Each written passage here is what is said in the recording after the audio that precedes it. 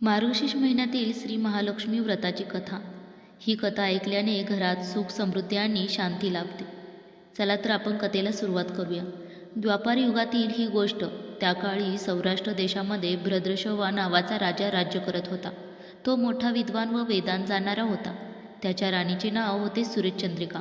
त्यांना 7 पुत्र व शांबाला नावाची एक कन्या होती. एकदा देवी लक्ष्मीच्या मनात आले की आपण राजप्रसादी राहावे. त्यामुळे राजा आणखी सुखी होईल. प्रजेलाही तो आणखी सुख देईल. गरिबांकडे राहिले तर तो सर्व संपत्तीचा उपभोग एकटाच घेईल. म्हणून देवीने एका म्हातारीचे रूप घेतले. फाटकी वस्त्रे घातली. आधारासाठी काठी घेतली. काठी टेकत टेकत ती राणीच्या महालाच्या दाराशी आली. तिला पाहताच एक दासी पुढे आली. तिने म्हातारीला विचारले, कोण ग बाई, तू कुठून आलीस? काय काम काढलंस? तुझं नाव काय? गाव काय? काय हवं तुला? म्हातारीचे रूप घेतलेली श्री महालक्ष्मी म्हणाली, माझं नाव कमलाबाई, द्वारकेत राहते मी. तुझ्या राणीला भेटायला आले. कुठे? दासी म्हणाली, राणीसाहेब महालात आहेत. त्यांना सांगायला गेले तर त्या माझ्यावरच रागावतील. तुला त्या कशा भेटतील? तुझा अवतार पाहून तुला त्या हाकलून देतील. तू इथेच थोडा वेळ आडोशाला थांब. म्हातारीला राग आला. ती संतापून म्हणाली, तुझी राणी मागील जन्मी एका वैश्याची पत्नी होती. तो वैश्य फार गरीब होता. त्या दोघांची वारंवार भांडणे होत. नवरा तिला मारहाण करी. ह्या त्रासाला कंटाळून एक दिवस ती घर सोडून निघून गेली. जंगलात एकटी उपाशी तापाशी भटकू लागली. तिची ही अवस्था पाहून मला तिची दया आली. मी तिला ऐश्वर्य, सुख व संपत्ती देणाऱ्या श्री महालक्ष्मी व्रताची माहिती सांगितली. त्याप्रमाणे तिने हे व्रत केले. तिच्या व्रताने महालक्ष्मी प्रसन्न झाली. तिचे दारिद्र्य संपले. घरात सुख समृद्धी आली. तिच्या जीवनात आनंद भरला. मृत्यूनंतरही ती दोघे पती पत्नी हे लक्ष्मी लोकात वैभवात राहिली. या लक्ष्मी त्यांचा जन्म राजकुळात झाला आहे. देवीच्या कृपेने ती आता राणीपदावर बसली आहे. म्हातारीचे बोलणे ऐकून दासीच्या मनात जिज्ञासा निर्माण झाली. तिने म्हातारीला पाणी दिले, नमस्कार केला. दासी तिला म्हणाली, कृपा करून मला हे व्रत सांगा. उतणार नाही, मातणार नाही, घेतला वसा टाकणार नाही. म्हातारीने दासीला लक्ष्मी व्रताची माहिती सांगितली. मग ती उठली. काठी टेकीत निघणार इतक्यात महालातून राणी तरातरा पुढे आली. फाटक्या वस्त्रातील म्हातारीला पाहताच ती संतापली आणि राणी उमरटपणे म्हणाली, कोण ग तू थेरडे? इथे का आलीस? जा इथून. तिने पुढे होऊन म्हातारीला घालवून दिले. ती म्हातारी म्हणजे प्रत्यक्ष श्री महालक्ष्मीच होती. हे राणीला कळले नाही. राणीचा तो उमरटपणा पाहून महालक्ष्मीने तिथे न थांबता स्वस्थानी जाण्याचे ठरवले. राणीचा महाल सोडून म्हातारी तेथून निघणार तोच एक मुलगी लगबगीने बाहेर आली. ती मुलगी होती राजकन्या शांबाला. तिने येऊन म्हातारीला नमस्कार केला व कळवळून म्हणाली, आजी रागवू नका. माझी आई चुकली. तिच्यासाठी मला क्षमा करा. मी तुमच्या पाया पडते. राजकन्याचे हे बोलणे ऐकून महालक्ष्मीला तिची दया आली. तिने शांबालेला महालक्ष्मी व्रताची माहिती सांगितली. तो दिवस मार्गशीर्ष महिन्यातील पहिला गुरुवार होता. पुढे त्या दासीने लक्ष्मी व्रत केले. तिची आर्थिक स्थिती सुधारली. दासीपण सोडून ती संसार सुखाने करू लागली. शांबालेने ही भक्तिभावाने सांगितल्याप्रमाणे लक्ष्मी व्रत केले. सगळे नेमधर्म पाळून मार्गशीर्ष महिन्यातील सर्व गुरुवार तिने व्रत केले. शेवटच्या गुरुवारी उद्यापन केले.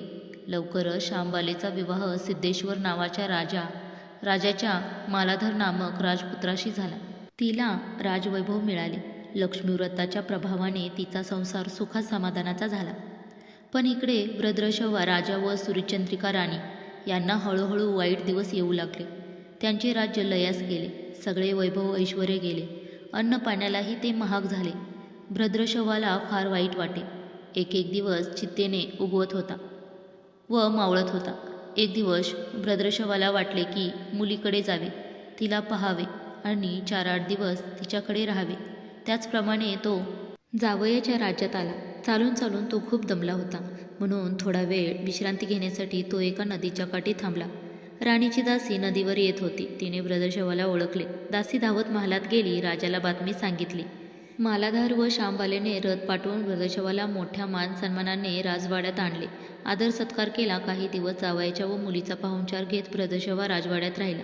आता घरी परत जायचा विचार त्याच्या मनात लोळू लागला. त्याने तसे जावयाला हे सांगितले. जावयाने संमती दिली. भद्रशवा परत जायला निघाला तेव्हा शांबालेने एक हंडा भरून धन पित्याला दिले. तो हंडा घेऊन भद्रशव्वा घरी आला. मुलीने धनाने भरलेला हंडा दिला. हे पाहून ऐकून सूर्यचंद्रिकेचा आनंद गगनात मावेना. घाईघाईने तिने हंड्यावरचे झाकण काढले. आता आत पाहते तर काय, हंड्यात धन नव्हते, होते फक्त कोळसे. महालक्ष्मीच्या कृपेने हंड्यातल्या धनाचे कोळसे झाले होते. तिने कपाळावर हात मारून घेतला. भद्रशव्वा हा चमत्कार पाहून चकित झाला. दुःखाचे दिवस संपत नव्हते, दारिद्र्य सुटत नव्हते. सूर्यचंद्रिकेला एक एक दिवस काढताना जीव मेटाकाठीला येत होता. पुढे एक दिवस सूर्यचंद्रिकेच्या मनातही लेकीला भेटायची इच्छा झाली. त्याप्रमाणे ती लेकीच्या घरी आली. तो दिवस मार्गशीर्ष महिन्यातील शेवटचा गुरुवार होता. सूर्यचंद्रिका लेकीच्या घरी पोहोचली तेव्हा शांबाल्याला व्रताचे उद्यापन करीत होती. शांबालीने आईकडूनही महालक्ष्मी व्रत करून घेतले. 4-5 दिवस मुलीकडे राहून सूर्यचंद्रिका आपल्या गावी आली. राणीने महालक्ष्मी व्रत केल्याने काही दिवस त्यांना पूर्वीचे दिवस परत मिळाले. राजप्राप्ती झाली. पुढे काही दिवसांनी आई वडिलांना भेटण्यासाठी शांबाला माहेरी आली.